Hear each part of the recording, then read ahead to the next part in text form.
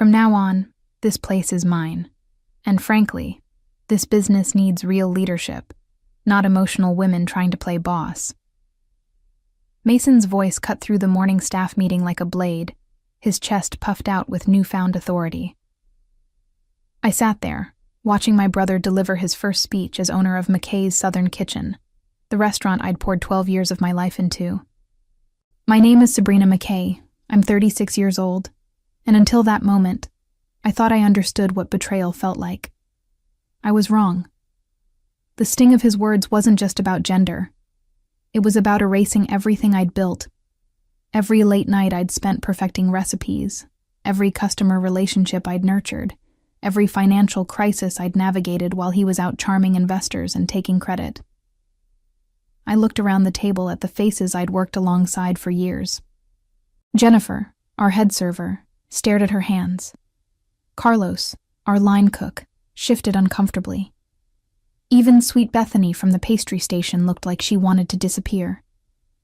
They all knew who really ran this place, who created the signature dishes that kept customers coming back, who balanced the books and managed the suppliers. "Any questions?"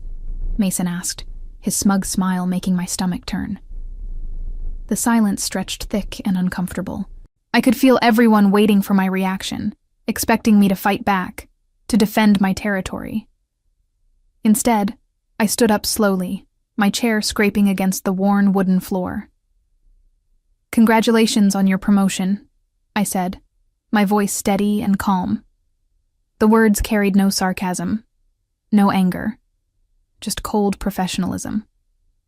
Mason's smile faltered slightly, as if he'd been expecting a different response. I walked toward the door, my footsteps echoing in the sudden quiet. Behind me, I heard Mason clear his throat, trying to regain his momentum. "Well then, let's talk about the changes we'll be implementing immediately." But I was already gone, pushing through the kitchen doors one last time. The familiar smells of cornbread and collard greens that had once felt like home now seemed like ghosts of what used to be. I grabbed my purse from the office, my former office, and walked out the back door without looking back. The Charleston morning air hit my face, warm and humid even at 9 a.m. I sat in my car for a moment, hands gripping the steering wheel. Mason thought he'd won something today. He thought he'd finally put me in my place, claimed what he believed was rightfully his as the eldest son. What he didn't realize was that he'd just made the biggest mistake of his life. I pulled out my phone and scrolled to a contact I'd been avoiding calling for weeks. "Hello, Mr. Patterson. It's Sabrina McKay. I'm ready to sign that lease." Growing up in the McKay family meant understanding your place in the hierarchy. My father, Thomas McKay, had built our restaurant from nothing in 1987, transforming a tired diner into Charleston's beloved McKay's Southern Kitchen. My mother, Patricia, worked beside him for 30 years, managing front-of-house operations with grace and warmth that kept customers returning generation after generation. Mason, being 3 years older and the only son, was always positioned as the heir apparent. Even as children, he got the choice cuts at dinner while I helped clear plates. When we both started working at the restaurant as teenagers, he was introduced to customers as the future owner, while I was simply Thomas's daughter who helps out. But helping out became my life's work. After college, while Mason bounced between sales jobs and entrepreneurial ventures that never quite took off, I moved back home and threw myself into the restaurant. I wasn't officially management, but somehow every crisis landed on my desk. When suppliers needed paying, they called me. When the health inspector showed up unexpectedly, I handled the walkthrough. When customers complained about service or praised a new dish, they asked for me specifically. I spent 5 years learning every aspect of the business. I modernized our inventory system, negotiated better contracts with local farmers, and created 3 of our most popular menu items, including the bourbon peach cobbler that food bloggers drove from Atlanta to try. I worked 60-hour weeks without complaint, skipping family vacations and social events because someone needed to mind the restaurant. Mason, meanwhile, had discovered his talent for schmoozing. He'd breeze in during busy Friday nights, work the dining room like a politician, and leave with phone numbers from potential investors or local business owners. Our parents loved watching him network, convinced his charm would take the restaurant to the next level. "Sabrina's the detail person," my mother would say fondly. "But Mason has vision." The irony wasn't lost on me. My vision had increased our revenue by 30% over 3 years. My details kept us profitable when other family restaurants in the area were closing. But Mason's charisma made him the natural choice for leadership in our parents' eyes. 2 months ago, when Dad announced his retirement plans, I'd foolishly hoped my years of dedication would finally be recognized. Instead, he called a family meeting to discuss transitioning ownership to Mason. I sat there, watching my brother nod seriously as if he'd been preparing for this moment his entire life, rather than showing up sporadically to glad-hand customers. "You'll be invaluable support for him," Dad assured me. "Every good leader needs a strong right hand." A right hand. After 12 years of being the backbone, I was being offered a supporting role in my own story. I smiled and nodded, but that night I started making phone calls. If they wanted Mason to lead, he could learn to do it without me. The morning of Mason's official takeover, I arrived at the restaurant 2 hours early, just like always. The prep work still needed doing, the books still required balancing, and somebody had to ensure we had enough supplies for the lunch rush. I'd been McKay's Southern Kitchen's unofficial operations manager for so long that the routine was embedded in my muscle memory. I was reviewing vendor invoices when Jennifer arrived for her shift. "Morning, Sabrina. Big day today, huh?" She tried to sound upbeat, but I caught the uncertainty in her voice. The whole staff had been walking on eggshells since the ownership announcement, unsure how things would change under Mason's leadership. "Just another day," I replied, not looking up from the paperwork. But it wasn't just another day, and we both knew it. Today would mark the beginning of something entirely different, though Mason had no idea just how different it would be. Carlos came in next, followed by Bethany with her usual cheerful energy that even workplace tension couldn't diminish. Our tiny pastry chef had been with us for 3 years, ever since graduating from culinary school. She'd developed a loyal following for her honey butter biscuits and seasonal fruit tarts that perfectly complemented our southern menu. "Is Mr. Mason here yet?" she asked, tying her apron strings. "He'll be here for the staff meeting at 9, I said. "You should probably know—" I stopped myself. Whatever I was about to say wouldn't help anyone.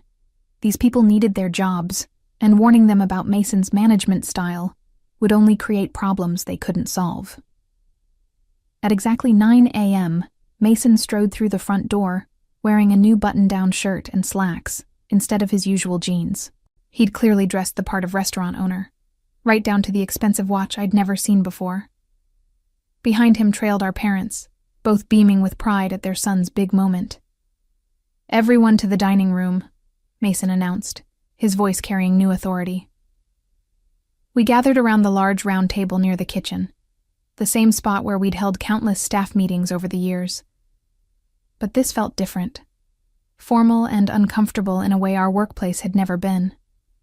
Dad made a short speech about family legacy and new leadership, then handed Mason a set of keys with ceremonial flourish. Mom dabbed at her eyes with a tissue. Mason accepted the keys like he was receiving a crown, then launched into his vision for the restaurant's future. That's when he delivered his crushing blow about emotional women and real leadership. That's when 12 years of my life were dismissed with a few careless words. That's when I realized that staying would mean watching everything I'd built be claimed by someone who'd never earned the right to own it. So I stood up, congratulated him with perfect composure, and walked away from the only professional home I'd ever known. But I wasn't walking away empty-handed. I was walking towards something bigger.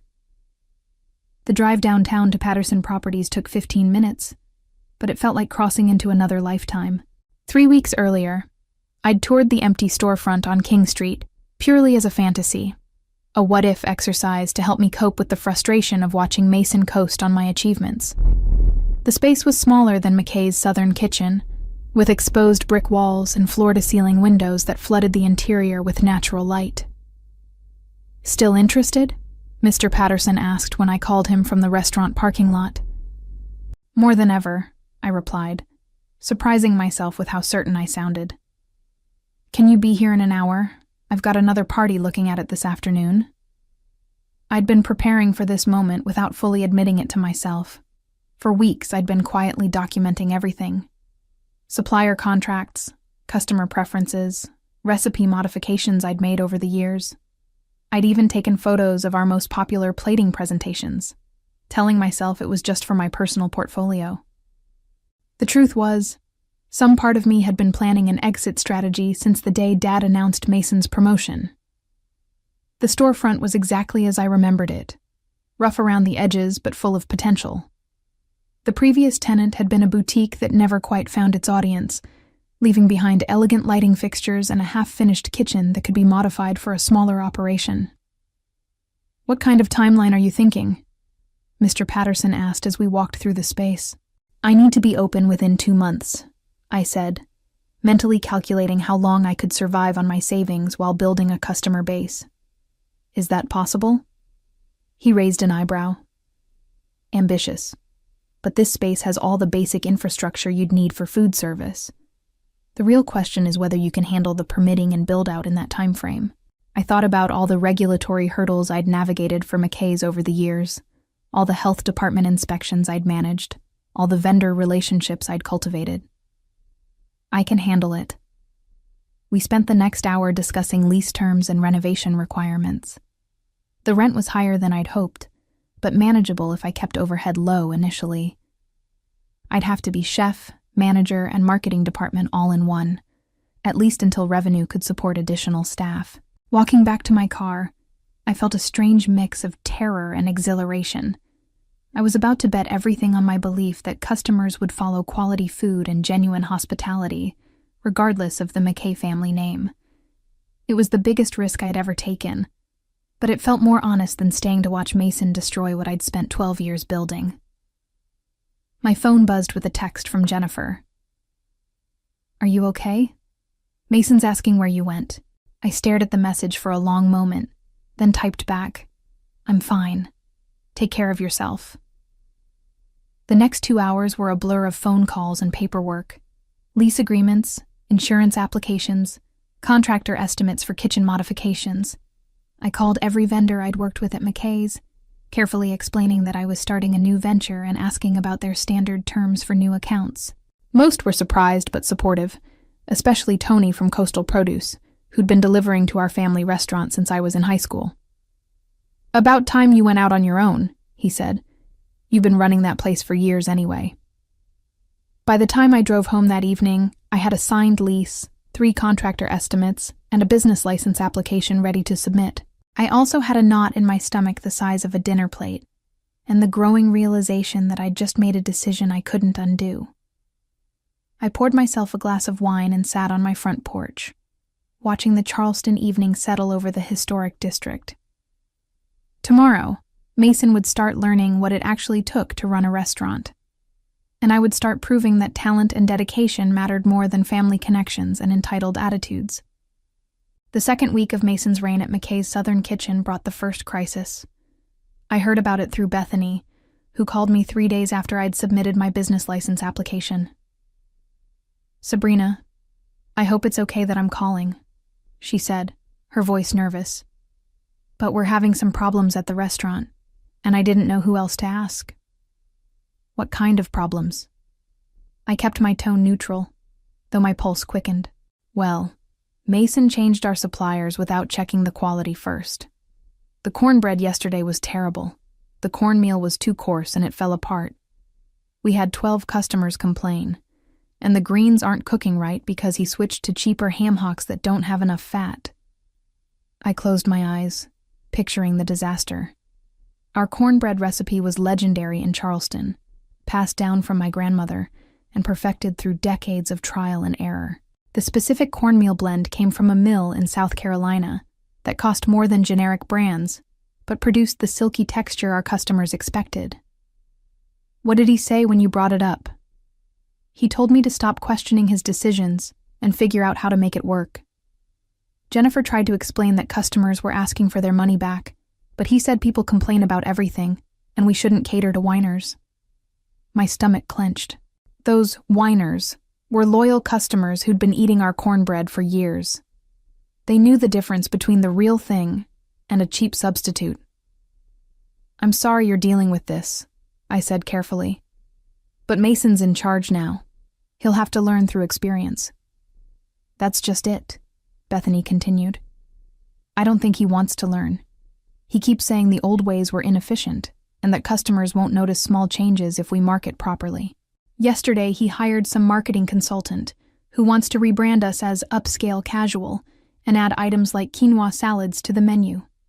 Quinoa salads at a traditional Southern restaurant that built its reputation on authentic comfort food. I had to admire Mason's ability to miss the point so completely.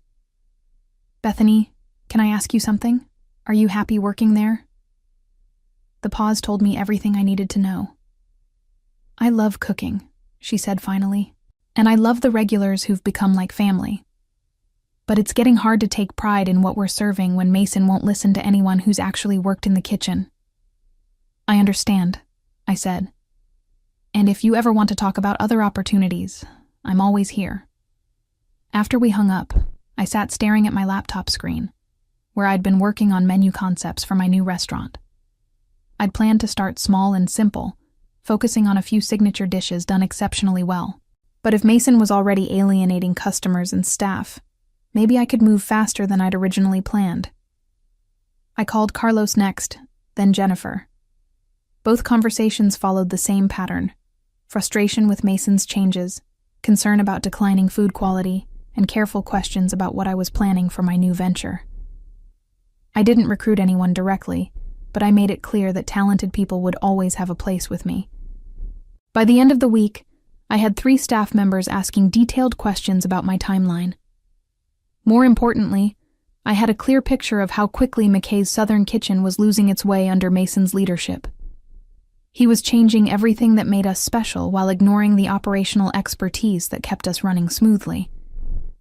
It was exactly the opening I needed, though I felt a pang of sadness watching my family's restaurant stumble. This wasn't how I'd wanted things to go. But Mason had chosen his path when he dismissed my contributions so callously. Now, I would show him what real leadership looked like. 3 weeks into my new venture, I received a call that changed everything. I was standing in my future restaurant, watching contractors install new equipment, when my phone rang with an unfamiliar number.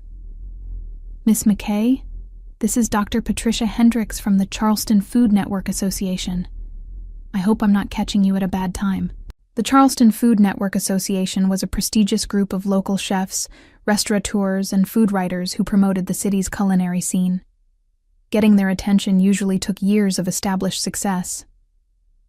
"Not at all, Dr. Hendricks. How can I help you?" "I've been hearing some interesting things about your new restaurant project. Word travels fast in our community, especially when someone with your reputation decides to strike out on their own." My reputation. I'd never thought of myself as having a reputation beyond the walls of McKay's Southern Kitchen. But Charleston's food scene was smaller and more interconnected than I'd realized. "Several of our members have mentioned their experiences at McKay's over the years," she continued. "Consistently, they've noted the exceptional quality of certain dishes and the operational excellence that kept the restaurant running smoothly. Many assumed you were the executive chef, given the caliber of the food." "I was the operations manager," I said, choosing my words carefully. "But I did develop several menu items and oversee quality control." "Ah, that explains a lot. The reason I'm calling is that we have an opening in our autumn showcase event. It's typically reserved for established restaurants, but we occasionally invite promising new ventures to participate. Would you be interested in representing your new establishment?" My heart hammered against my ribs. The Autumn Showcase was Charleston's premier food event, attended by food critics, tourism officials, and culinary enthusiasts from across the Southeast. Restaurants that participated often saw their reservations booked solid for months afterward. "I'd be honored," I managed, But I should mention that we're still in the build-out phase. We haven't even had our soft opening yet. When are you planning to open? I did quick mental calculations. The contractors promised to finish kitchen installations by the following week. I'd need at least 2 weeks for staff training and recipe testing. 6 weeks from now, if everything goes according to schedule. Perfect. The showcase is 8 weeks out, which gives you time to work out any opening issues. I'll email you the details and vendor information. After she hung up, I stood in my empty dining room, barely believing what had just happened. Someone had recommended me for Charleston's most important food event based solely on my work at McKay's. Someone had noticed that the quality they associated with our family restaurant came from my efforts, not Mason's charm. I called my contractor immediately. Jerry, what would it take to move our timeline up by a week? Possible, but it'll cost extra for overtime crews. Why the rush? I just got invited to participate in the Charleston Food Network's Autumn Showcase. This could make or break the entire venture. In that case, let's make it happen. When do you need to be serving customers? 5 weeks from today. Jerry whistled low. You're cutting it close, but I like your confidence. Let me make some calls. As I drove home that evening, I realized that everything was accelerating beyond my original plans. I'd hoped to build slowly, establish a local following, and gradually grow the business. Instead, I was about to launch directly into Charleston's culinary spotlight. But maybe that was exactly what I needed. Mason had dismissed me as an emotional woman playing boss.